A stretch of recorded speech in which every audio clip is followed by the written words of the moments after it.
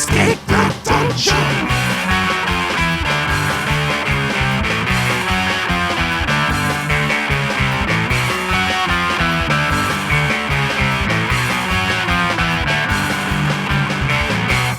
Hello, everybody. This is not the right OneNote tab open.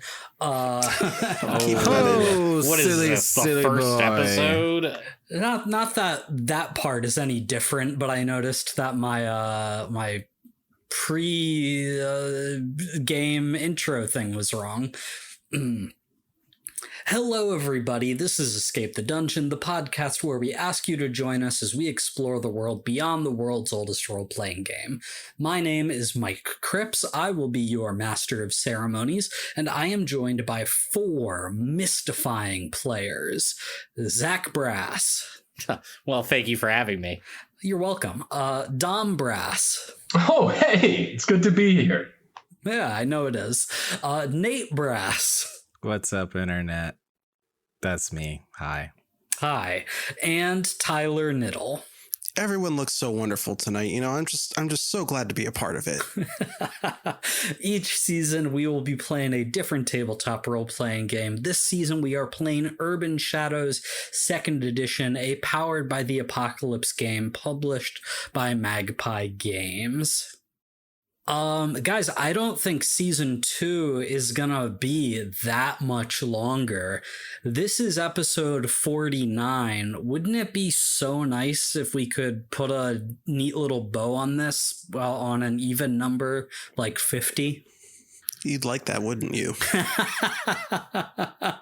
I was thinking 61. Yeah, we must end in a prime number. So what's the next prime number? The closest prime number. 53. 53. Okay, I think we can end by 53 at the very latest, if not earlier. My money's on earlier. If I were a betting man, I'd take the under there. But guys, things are maybe not the best for your characters right now as we are approaching the end of this series. And I guess just so I can better prepare for landing this plane, just, hypothetically speaking, how comfortable are you guys with, like, bad endings to things? Like, where maybe everybody dies, maybe nobody gets what they want, where things are just bad. Well, I like bad endings if it feels okay, but if I feel upset with the bad ending, I'm leaving the podcast.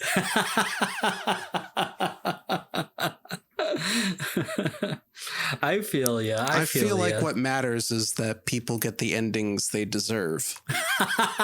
Look, let me put it like this. It's not so much how I feel about bad endings, but like, is your ending going to completely plummet our listenership for next season? I can't make any promises. Like, you should think about that. I agree with Tyler's take. Like, sometimes the ending has to be earned, but I also do want to say I think bad endings are fun.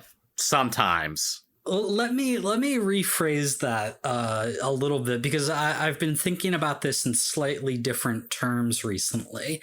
You guys ever play a game, like a video game, that has permadeath for, like, party members? You're talking about Nate's favorite game, Fire Emblem. Yeah, that's the one I played too. Let's say you're playing one of those games and a unit dies, permanently, permadeath. Are you guys the kind of players who are like, well, gotta keep plugging through, that unit's dead? Or are you, like, turning off the console, restarting the mission to try and beat it without that unit dying? I am such a restart whore. Dude, I restart FIFA games. It depends on the character, but, like, I'm gonna be real here. especially in a game like Fire Emblem. Fuck no. I'm absolutely restarting. Dude, I'll play like Elder Scrolls or some shit, and I'll be like, oh, I don't like that decision I made like 10 levels ago. I have to go back. I'm like that in like a game like Dishonored, like a stealth game. Tyler's like, I walked down that hall and I should have walked down the other hall. Let me restart. Yeah, pretty much. Nate, what about you? You're probably like the biggest Fire Emblem guy. Yeah, I think it depends on the situation. Close to the end, I'm more willing to let people go and just keep going.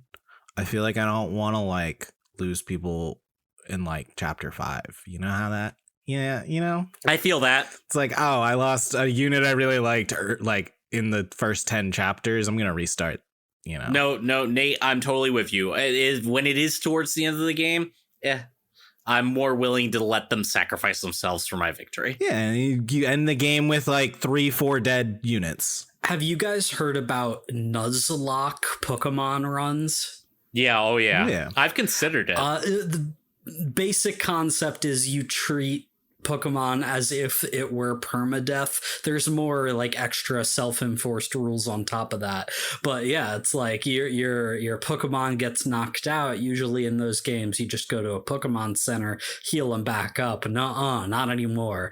Now that Pidgey, it's gone forever. Bummer. I think Dead Pidgeys. I think that kind of stuff is like a self-imposed challenge is kind of more interesting than like a Fire Emblem style baked into it, because then it's the honor system, right? You know if you are breaking the rules or not. You know what's funny is I was just listening to that and I was like, you know, Nuzlocke is really to me just taking Pokemon and making it slightly less fun. And I already don't love Pokemon. Whereas Fire Emblem, they give you the choice of permadeath or not, and I always choose permadeath. You choose it, but then, you know, if you lose that unit in the first 5 missions, you're restarting the mission. Yeah, Well, he's considering it a loss. I consider mission. that. Yeah, that's a failure to not be perfect. So whereas if you don't have permadeath, you could just blunt force through the mission, right? Whereas this way, it's like I have to complete this mission without losing my dudes. Yeah. Yeah. So it is still a different worst game. Is XCOM. I don't know if you guys ever played like XCOM 2. As far as I remember it, it's been several years. I might be getting this wrong, but I feel like it auto saves in the middle of missions. And so like if you lose a guy, you have like truly lost them. There's so little you can do to save them. There's, you know, the quick reset button on the Game Boy. You know, if you remember, I can't remember what it was. It was like start, left, right, A, B or something, you know, and it would just like instantly reset the game. Mike, you ever play Marvel's Midnight Suns?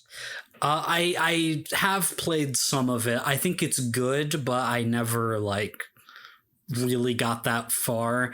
My big issue with that game is the guy that they make you play as, the like self-insert customizable character, is just like such a dork. I don't want him to exist. Like, just let me be Doctor Strange or whatever. But they're like, no, here's this guy with a sword. You have to be him. Ooh, I like swords. I agree with you. I found the gameplay of that character like surprisingly fun. And so I was like, actually, I can work with this. But like, you're right. It's a stupid character to have. And it's like, let me just be Iron Man, please. And it's just like this melodramatic, like ancient warrior character is called like the Seeker or some bullshit like that. Like there's nothing interesting about it. The chosen one. It's actually the Hunter. Thank you very I'm much. sorry. Oh no, the Seeker was way better. The Seeker was better, but also, yeah. Well, it's really bad, but it's a great game. You guys should play it. And by you guys, I mean Mike and Tyler. Dom and Zach don't play it. You won't like it. Says you. but I'll say this. In terms of permadeath, it is bullshit when a party member dies for story reasons. I hate that. I think it's No, based and hate that. awesome, and fuck you. That's why you play games, so they can kill you. I put effort into this guy, and now he's fucking dead. No. That's the fun part, disagree. because it's really mean. It's like an experimental thing. Fuck you. Hate it. I love it. Make me suffer. Take away my favorite character in the most dramatic way possible. As long as it's not a terrible way, I'm cool. The worst is like when a game does that and there's like no way for you to get the gear you had on that guy back. It's just gone. Exactly. That's what makes me mad. Yeah. You lose all kill your the shit. character if you want, but give me the +5 sword back. Exactly. Yeah, Mike, take notes because you've done that before to us. It's different in tabletop games. But speaking of tabletop games, okay. We're talking permadeath. We're talking like, do you restart or do you progress? That's sort of been like a theme of the back half of this campaign, right? Like that's what Abner Thane is trying to do. He wants to undo what was done to him. He wants to hit that reset button, right? So are you saying save scumming is bullshit? No, that's what I'm saying. And in fact, that's more what you guys are saying. He gave you guys the options to join him on save scumming, and Dom was the only one who's like, yeah, sure thing. Yeah, and then he killed me. Well, dude, if you saved scums, you wouldn't have died. You would have been fine. It's okay. I actually just remembered something amazing. I did save scum, actually. I saved right before Bobby made the ultimate decision to betray the party, and I would like to restart at that save point. Unfortunately, you can't do that right now, but you can New Game Plus after the campaign is over.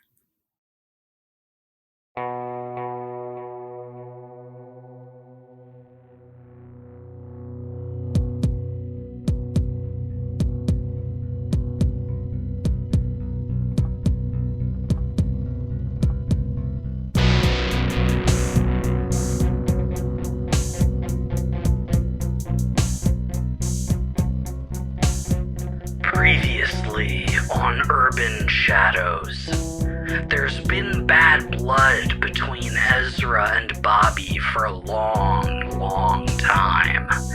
They've been able to work alongside their mutual friends for a while, but all that anger and resentment got stirred up again when Bobby met with Abner Thane.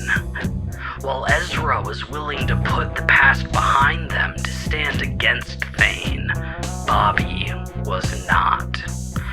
In a terrible melee, Chris and Hannah were badly wounded and forced to retreat, and Bobby, mutated by corrupted black sand, killed Ezra. Abner Thane has begun a terrible plot to tap into Las Vegas's origins of sand and therefore gain access to all the souls it has touched. In doing so, he's begun to reveal the existence of magic to the people of the city. The powers that be have made it clear that he must be stopped.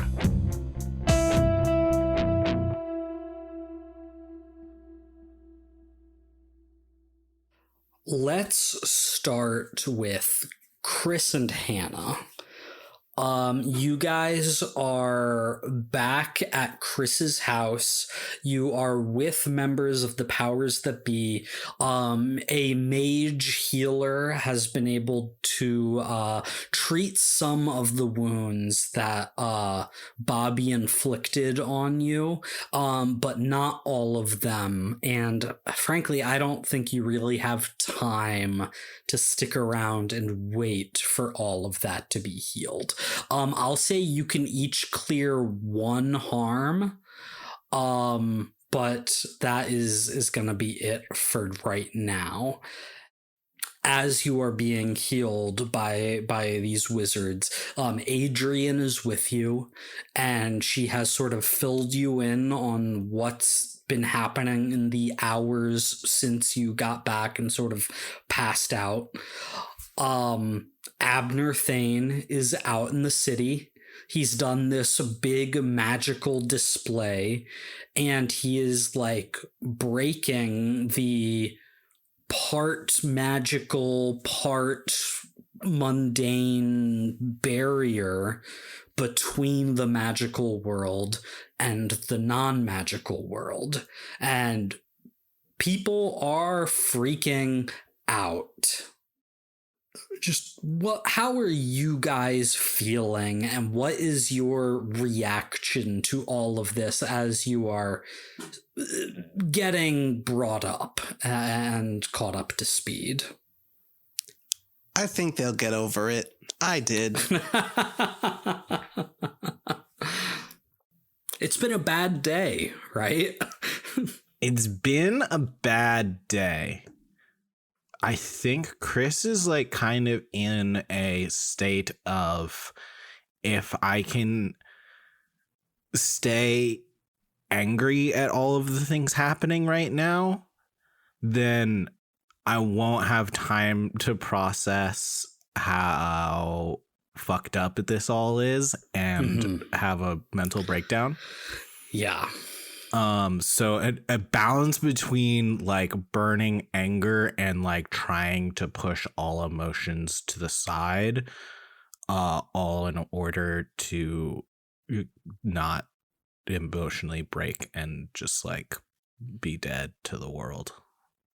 Considering the emotional state that you guys are in, what Adrian and the powers that be want, she makes it abundantly clear that like Abner Thane is now priority number one. I would imagine you guys share what you know about his plan to like get a hold of the sand.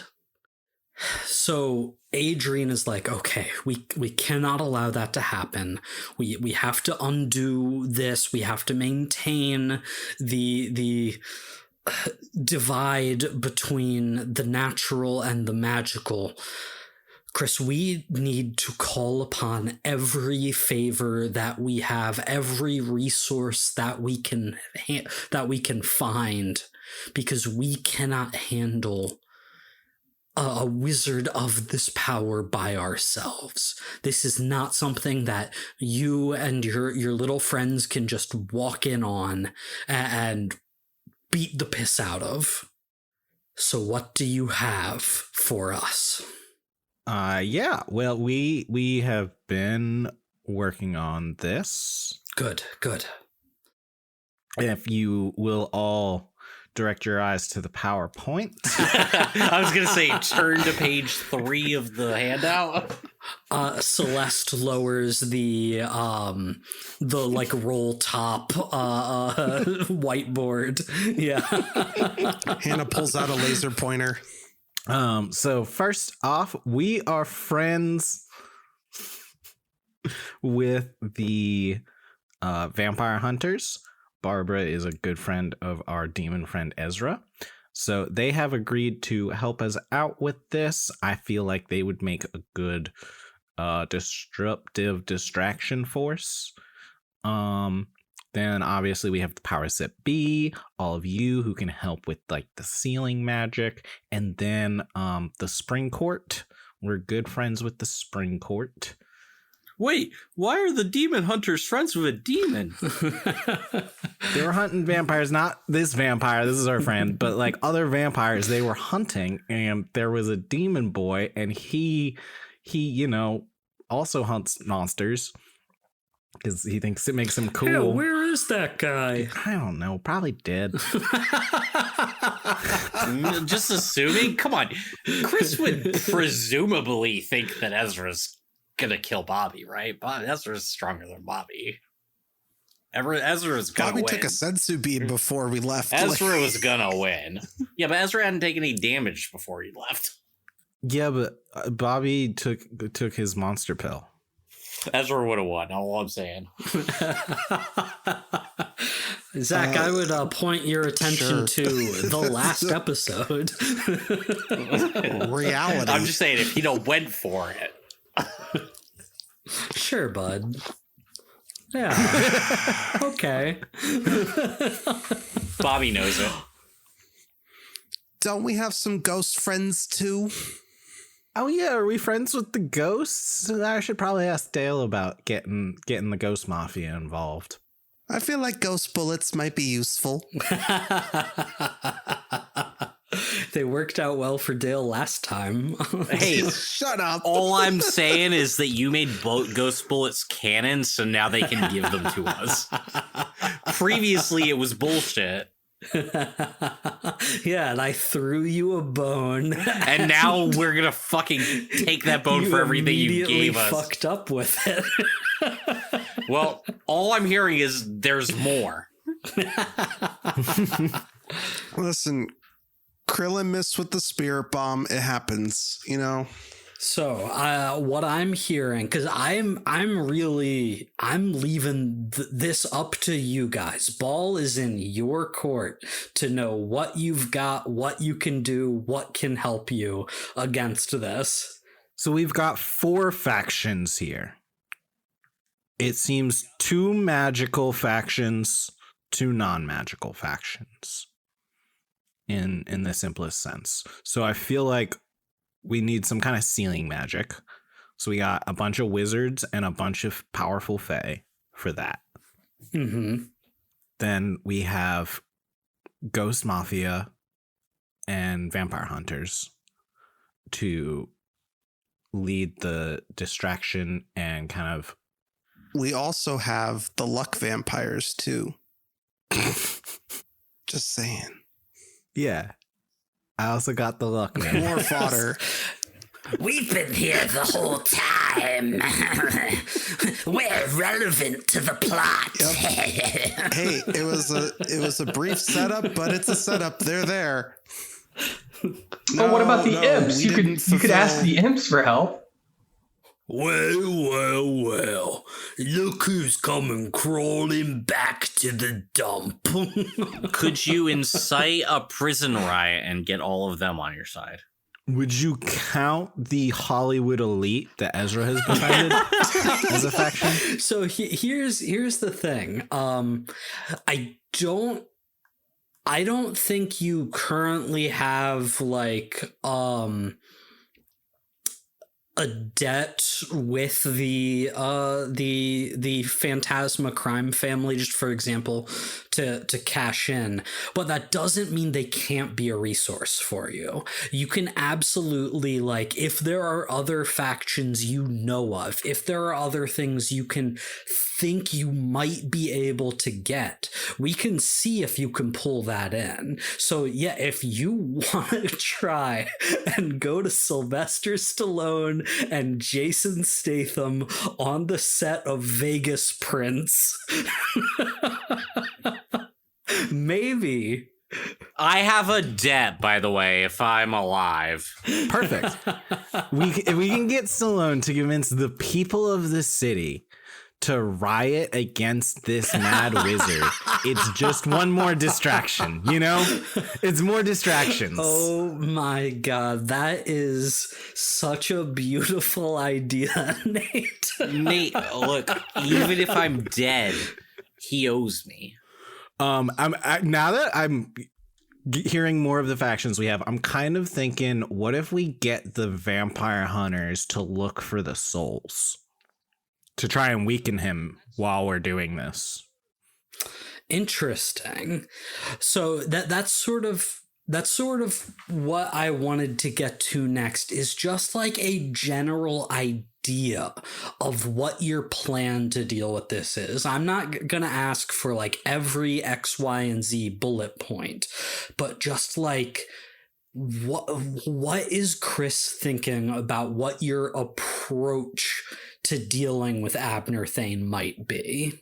I think we should have like a 3 to 4 pronged attack. Yeah, so we have to deal with the sand in some way, deal with the souls in some way. Those two things weaken him. Mm-hmm. We have to seal him the best way we can. Yeah. That seems to be the only way to get rid of him. I think, yeah. And then we can use, maybe if we can get the city on our side, a big distraction to lure him into a small place for the final fight after we've weakened him. Okay. I heard seal him. I think that's a great central plan.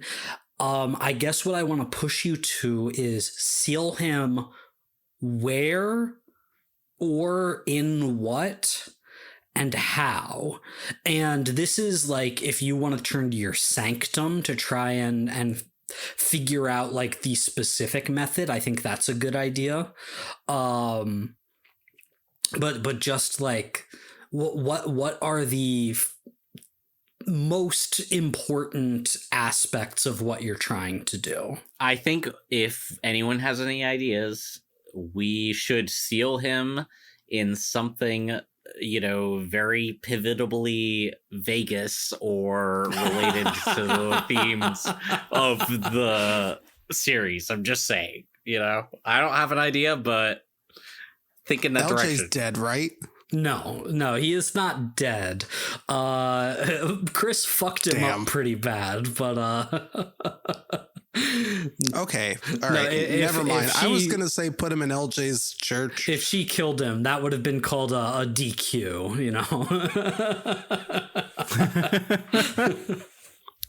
Why not put him in the physical shard of the dimension of dreams? We could, but it would be funner if we could think of something better. Dom, you said you had an idea? Oh, I think you should make a deal ultimately. But I was thinking, You're so evil. It's pretty wild though. But I was basically like, you should try to use yourself as a vector to further weaken him with sealing magic of like devils, because I would think they have powerful deal and sealing magic. So forcing him to making some kind of handshake that you can use as the vector. That's kind of what I was thinking. Okay, we could do a devil's deal. So if you can make a deal with the devil, yeah, and then use you as an intermediary to make that deal. If only we knew a demon who could also help us with this hand issue, that could also do demon deals. Damn. I don't want him to do the deal to seal the big bad. That does not sound thematically satisfying to me in any way. We should at least get Barkhan to help with the sand deal. I mean, that's in his interest to deal with that, right? Well, yeah, and because Barkhan is a target right now, right? All right, we'll power up another demon.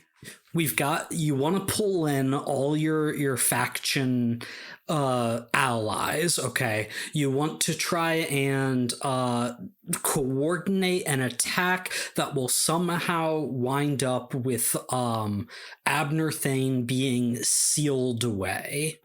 Let me just ask what you think that looks like. Like what is the best possible outcome for you right now? So I have a mystical prison and a portal to another dimension as parts of my sanctum. Yes, you do. I think my plan is, if Chris can find a way to link my magic with his, then I can send him to that prison, and if he's weak enough, because we do all the things, we can force him into the prison by like linking our magics together. Perfect. Okay. Let's go to your Sanctum Sanctorum move then, Nate. As Chris, Hannah, the rest of the powers that be, you spend some time going through the sanctum, trying to find the right method for doing this, for creating a link between Chris and Abner Thane that will let you seal him away in a magical prison in another dimension forever. How this works is I tell you, sure, no problem. You're able to find a way to do that. But obviously, you'll require the services of a demon in order to do so. That to create this tether, this link, requires a demonic catalyst. Also, obviously, it will require a part of yourself or comparable sacrifice to complete. You will have to give up some part of yourself to also be locked away with Abner Thane.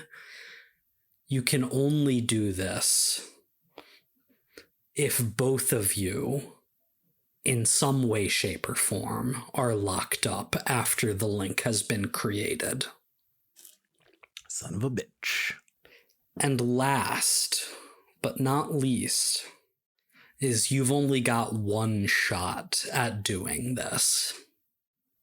If you attempt the ritual and it doesn't work, Abner Thane and you will forever be joined, and he will never be able to be banished in this way. She's gonna full on super corrupt me, huh? Yeah. Yeah, exactly. Nate, I'm gonna let you stew on that for a little bit. Think about how you want to accomplish those things and what you might be willing to sacrifice in order to do so. And let's jump over to Bobby. Oh dear. Bobby, I kind of want to go through the same stuff with you.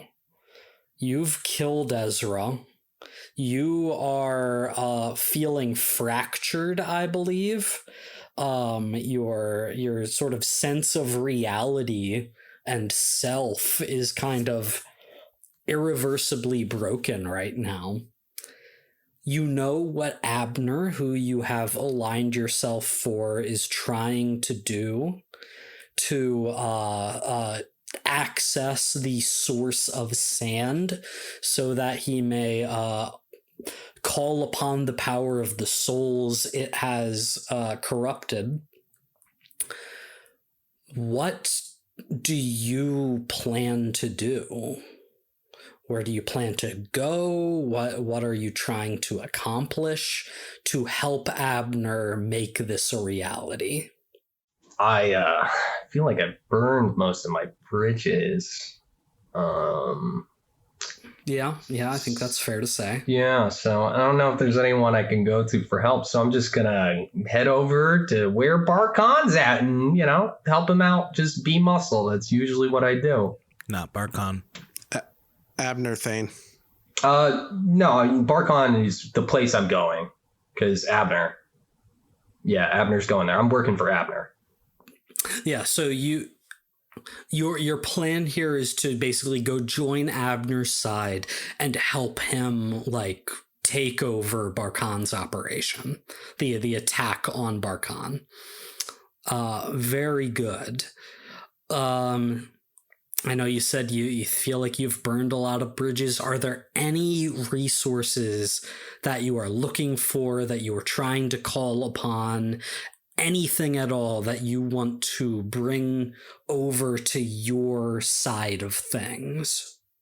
Yeah, you know what? Can I ransom Vinny's head to the vampires to get some vampire minions? No, my thralls. Oh, I took thralls. I have thralls. Vinny bestowed them upon your group.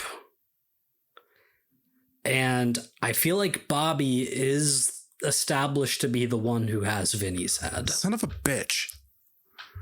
Taking my thralls. I definitely have the Vinny head. Fuck you. So Bobby is essentially cashing in on that debt from Vinny, that he is going to claim the thralls to help with Barkhan's mission. Yeah, that's the plan. Awesome. Let's go, dude. I was just thinking, it's like, fuck, it's too bad I couldn't get some chupacabras too. So you take Vinny's head out of the sack once more, and he's like, "Oh my god, Bobby, you're like a freaky wizard werewolf demon now." Yeah, that's me. One part werewolf, one part demon, one part 50% werewolf, 50% wizard, 50% demon. 100% man. 100% reason to remember the name. wizard. Oh my god, he's becoming just like the Joker guy. Joker Hannibal. Oh no. It's a werewolf curse. Bobby, Vinny, the vampires, and Barkhan and Abner are coordinating to claim Barkhan's sand.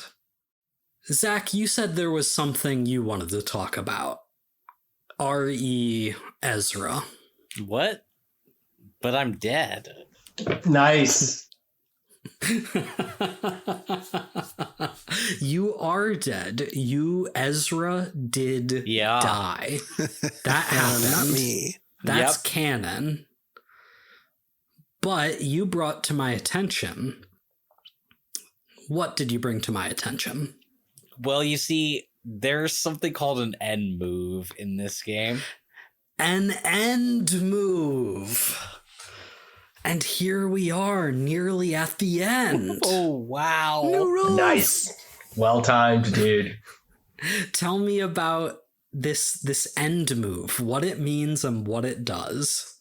Okay, well, I don't know what all end moves do, but mine says when you die, cash in all debts your patron owes you to come back healed all harm.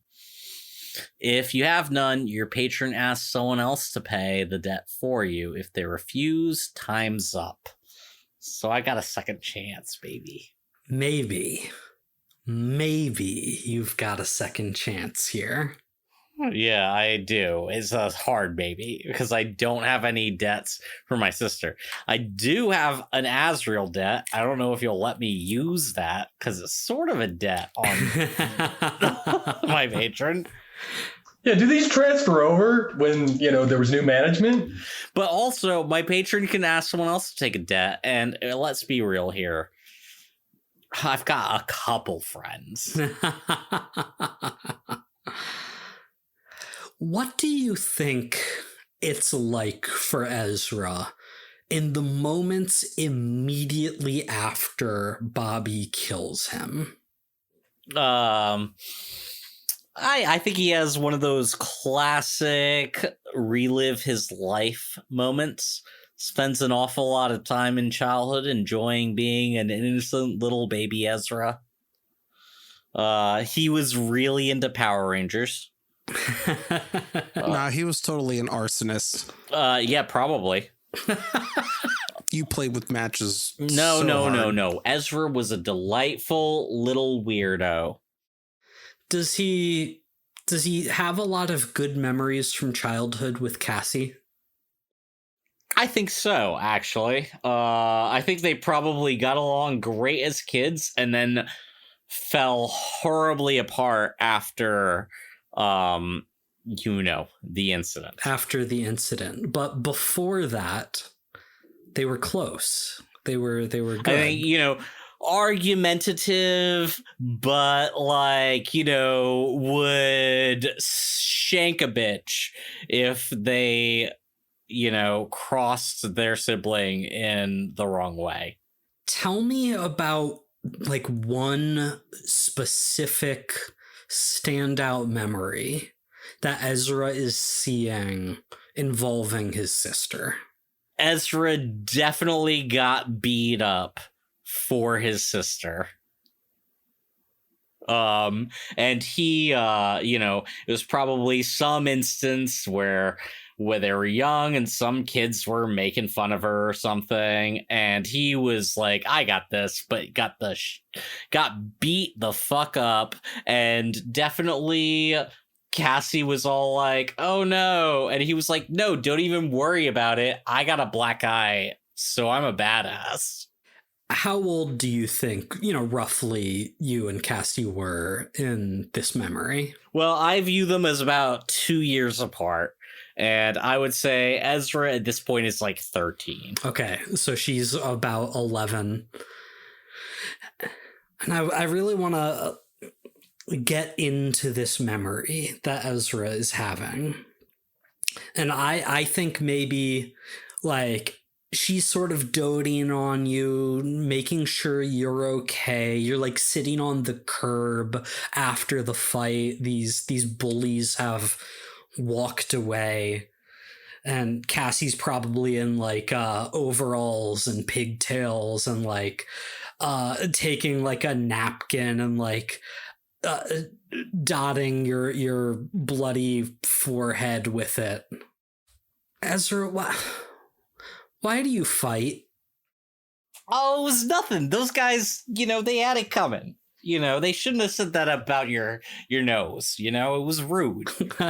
Oh my god, what are you saying about her nose, dude? Nothing. It's perfectly fine. That's the point. He's still mad about that nose job 15 years later. Do you ever get scared when the other boys are coming at you? Come on, scared?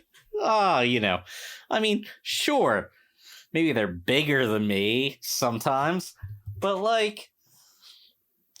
they're not going to do that much. And besides, I'm always going to protect anybody that I love, like my little sister. You promise? You'll always protect me no matter what? Of course. And in the memory, you suddenly watch Cassie age about 20 years. Do you promise, Ezra? Do you promise you'll always protect me? Of course. 'Cause I'm scared, Ezra.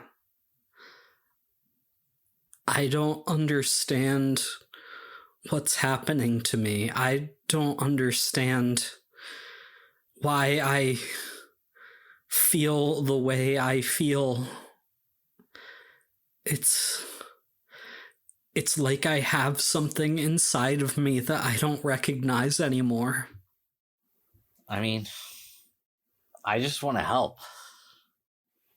Look, I've been there. I've got a whole lot of stuff inside of me I don't recognize anymore. Barely the same person I was back then. I'm not the same person I was back then. But that's who I need, Ezra.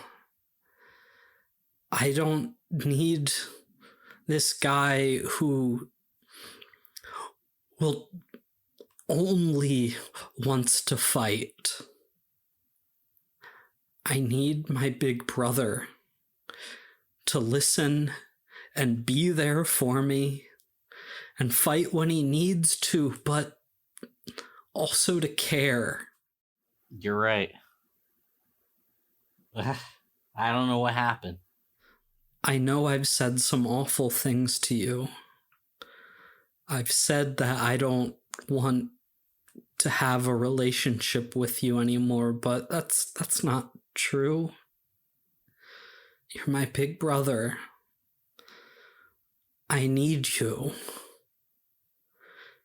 And I want to give you a second chance. I really, really do. Because I need your help. But if I give you another chance, are you gonna do better? I'll tell you what. You've got to do what you got to do.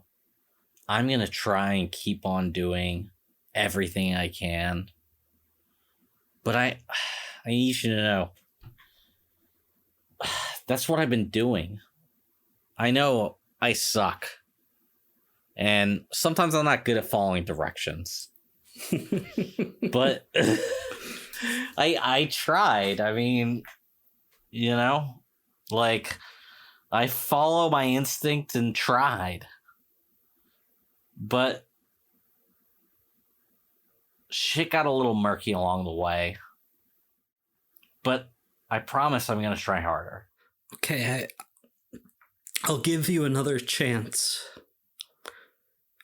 But Ezra, if you see me again out there, and she like sort of just points up towards the sky, I don't know if that's really even me or not, okay? And if she does or says something horrible, I'm sorry. And I wish I didn't have to be like that. Don't worry, sis. But no matter what she does, she needs your help. Don't worry, sis. I'm going to save you too. And she like stands up from this curb that you're sitting on in your like childhood neighborhood. And she extends a hand out towards you to help you up off the ground. Well, yeah, obviously I grab her hand and step up. She helps you up, and she pulls you into a hug, and all at once it's like she is that 11-year-old girl again, giving the older brother that she loves so much a big old hug. And then you wake up. You wake up outside the old Mormon fort in downtown Las Vegas, in a pool of your own blood. Ugh. Oh, fuck. I stand up, show obvious dismay at the blood covering my clothing. Bobby, Ezra, Chris, Dale, Hannah, nobody is anywhere to be seen. Fuck. I really thought he was gonna be cool. I mean, first off, I'm going to look around for any obvious signs of crazy magic. I know that there was a big comet of magic in the ground. I assume there's nothing in there. But if I don't see anything, I'm just going to like rush back on off to Chris's place and fill her in. Yeah, you don't see anything like obviously like that in the immediate area, but as you start rushing back to Chris's place, you see like dudes on the street with like those like washboard signs like over their shoulders. You know what I'm talking about? Yes. And you see people that are wearing those where it's like, the end is nigh, don't believe the scientists, hell is coming. Like some people are freaking out about what they saw, about that display of magic that filled the sky of Las Vegas. I just thought CPAC was rolling into town. Yeah. As it's just like, this is a normal day in Vegas. There is an undeniable tension in the air. Okay, like great. Do I have my phone? Yes. Yeah. Did Bobby break it? Okay, great. I assume. Well, I'm gonna call Chris. I mean, unless Dom really wants to say. Yeah, no, that's fine. You can have it. Kind of took the wind out of my sails there, Mike, but it's fine. Gotta foil my secret plan. No, yeah, I don't care. I didn't think about the phone. Yeah, all right. Well, I'm gonna call Chris. Chris, this is like hours later. You have like finished doing your research. You understand what it's gonna take to pull off this ritual. You get a phone call from Ezra, who you have not heard from since the fight with Bobby. Hey, That motherfucker killed me. what? You heard me. You lost? Yeah, Okay, but I fucking tried to talk to him, and he killed me. Jesus. Okay, but you're still alive. Yes? Yeah. It's a Are long you story. ghost? It's demon shit. Don't worry about that. Okay. I was gonna ask how ghost phones work. No. I don't have ghost bullets. Ghost phones. Yeah, they don't set off airport metal detectors. It's not that disappointing for me. No, that's very fair. Okay, yeah, that's great that you're back. So still evil werewolf out there, huh? Yeah. Cool. Hey, you know how crazy question. You know how you said that you were becoming really good friends with the Italian stallion? Oh, yeah. Oh, yeah. We're on a cell phone basis. I was wondering if I could ask a favor. You know, I think we can arrange something. What do you got? For the next scene, I want to do a couple quick rolls for those sorts of things that you might not already have a direct resource for. So I think like if you want to try and bring the Phantasma crime family into this, we can roll to see if they're willing to help you out with this. Okay. Who do we think would get in touch with them? I mean, Dale or Yeah, why not? Dale. yeah, if you guys loop in Dale about what's going down, he's still not in great physical shape to help you out with this, but he can try and call in a favor, try and call a ghost phone. Guys, you won't believe all this crazy shit I saw out my window. What's going on out there? It's the UFOs. I knew it! Let's get a roll from Dale with a this is more or less a hit the streets, even if he might not be doing much physical hitting the streets. Let's get Dale to roll with night, with his night rating. Ugh, not good. Well, it's just a 0. An 11, baby. Let's fucking go. Ghost Bros. An 11. So you get a hold of Don Phantasma on the phone, and he listens to your request. And at first he's like, you're asking me a mighty big favor, Mr. Tillman. You call me on the anniversary of at one time I had a really good plate of spaghetti. And he almost doesn't seem willing to help you out with at first, but then you hear Isabella, his daughter, in the background, and like, Daddy, Mr. Tillman was so good to us. You help him out with whatever he needs. And they're like, all right, for my darling daughter, anything. And so the phantasmas will be a tool for you guys to use.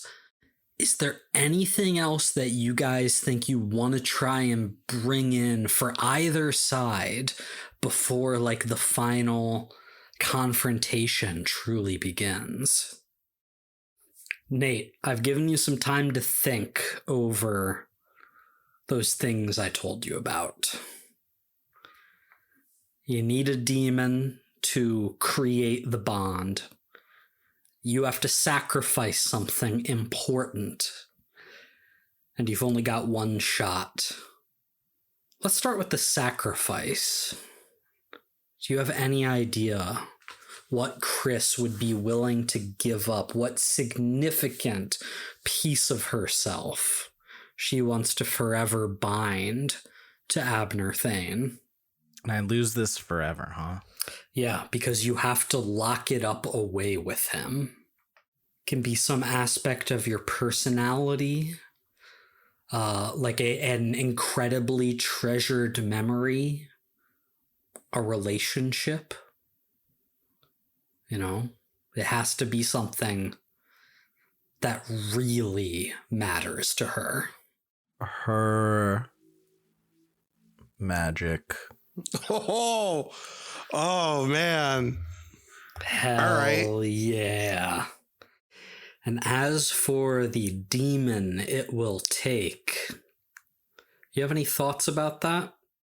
I certainly have a suggestion, yeah. Barkon? Yeah. It's the only thing that makes sense given everything we've set up, huh? It's funny, when I first thought demon, I was like, well, you could ask Mammon. Which, like, yeah, it makes way less sense.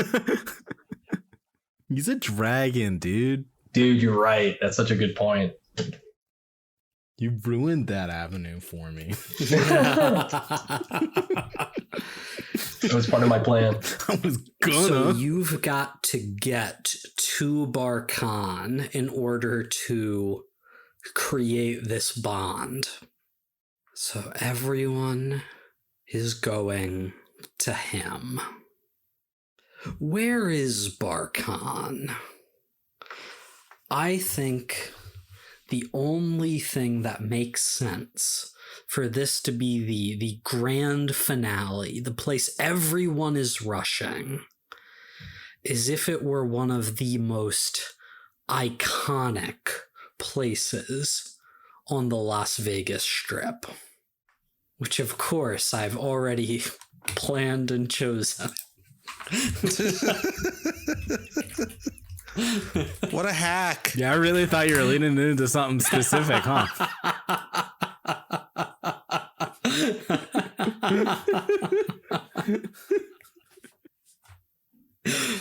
Which is, of course, you know it if you've ever seen a movie I truly love, Con Air. The neon cowboy sign on the Las Vegas Strip. Vegas Vic. So stupid.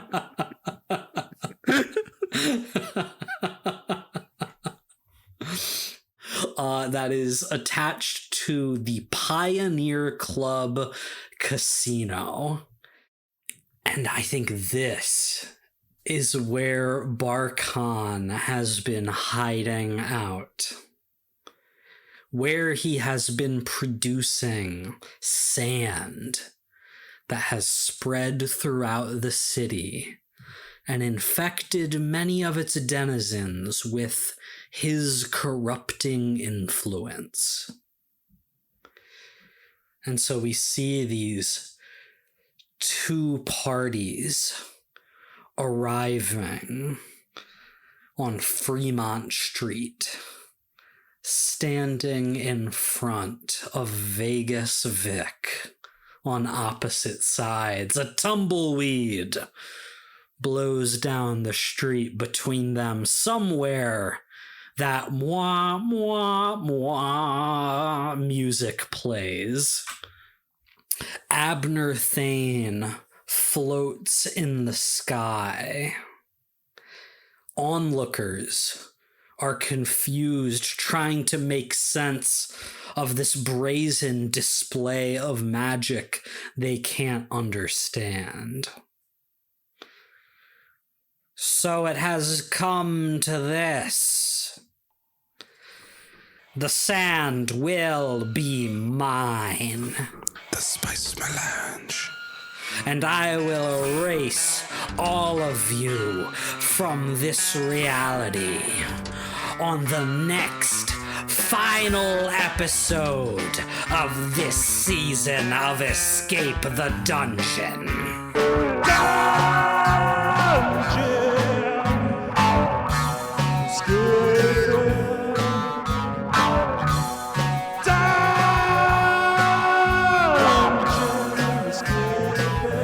Thank you for listening to Escape the Dungeon. Escape the Dungeon is created by Dom Brass, Nate Brass, Zach Brass, and Mike Cripps, with editing and original music by Tyler Knittle. If you enjoyed this show, please consider subscribing and leaving a 5-star review on your favorite podcast app. To find us on social media, go to escapethedungeonpod.com.